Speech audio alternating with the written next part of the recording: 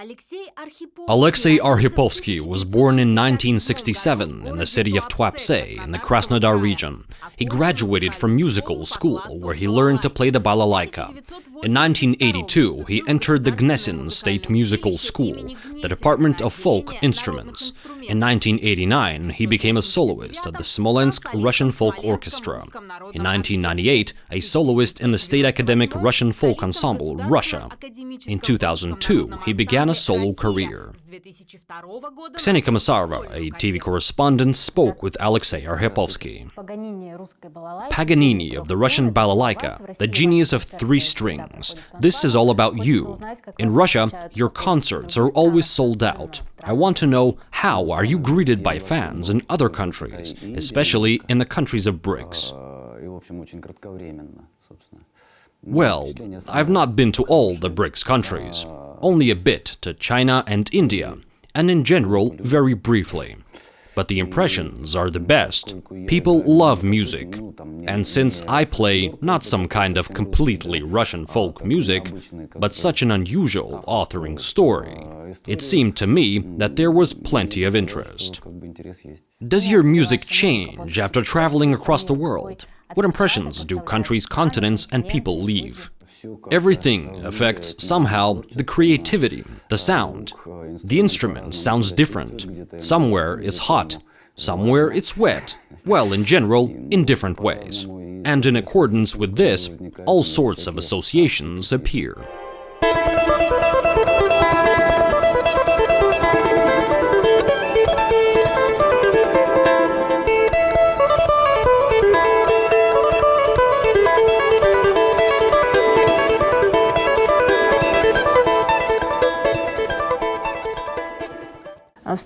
Did you see, if I may say so, analogues of the Russian balalaika abroad? And do you think there's any instrument in the world that can compete with it? In every country, probably, every nationality has its own balalaika. They're called banjo in some places, they're called something else in different places.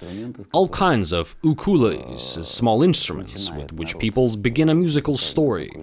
So I saw, yes, in the same China, I had a fortune to play with a very old man who was one of the best performers. I don't remember the name of the instrument, though. One string thereof was very piercing.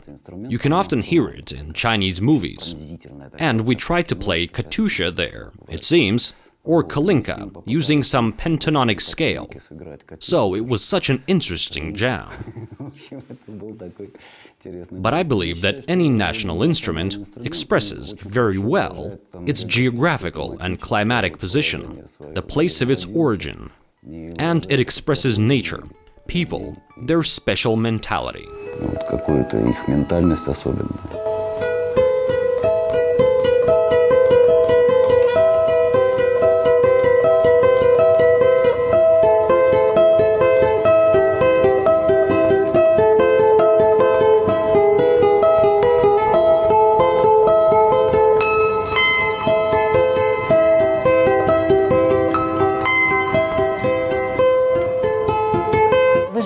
You're a welcome guest at festivals of classical, ethnic and jazz music. Is there anything that you don't think you can play on the balalaika, and what do you not play on the triangular instrument? Well, that's hard to say. It would probably be hip-hop. Well, in general, anywhere, everywhere, you can find something and manage it, probably. Is it different to remain calm against your energy? How many instruments do you have? How often do they wear out? And how should you take care of a balalaika? Only with me on the plane, thank God. They suit the size allowed. 135 of them. That is why, always with me, I'm always worried. One instrument got very sick after Madagascar, where the humidity is 90%, and so I took it out. I had to play, on the ground, on the street. It just cried and was swollen. So there were big problems. I always have to take care of them. Now it's getting better, little by little. I hope that everything will be fine. Currently, I have 3 such instruments, working ones, with which I interact somehow. This is Evangelinis of 1928, Nalimov, Semyon Ivanovich. It's from 1915, and now a very strange instrument has come, made at the beginning of the 20s. It's also such a strange one. We'll be working together.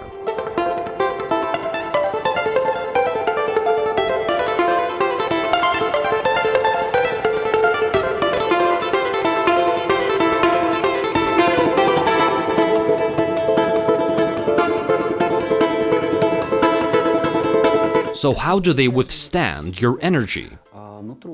Well, it's difficult for them, actually, since I devote a lot of time to playing, often from morning till evening. In fact, and there are plenty of concerts. Since I play mostly alone, mostly solo, the instrument is in some form of very difficult acoustic situation for 1.5 to 2 hours.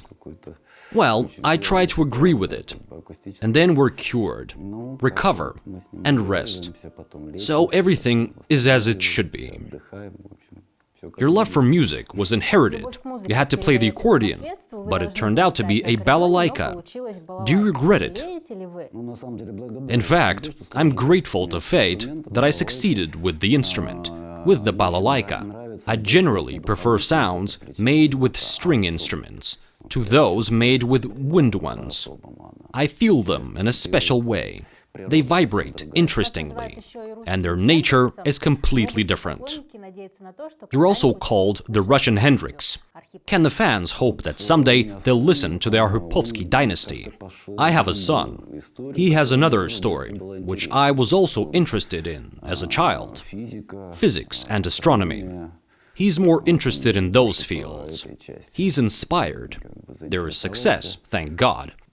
Maybe someone in future generations will be like me someday. Do you think your talent is a gift, or is it the result of work, or altogether?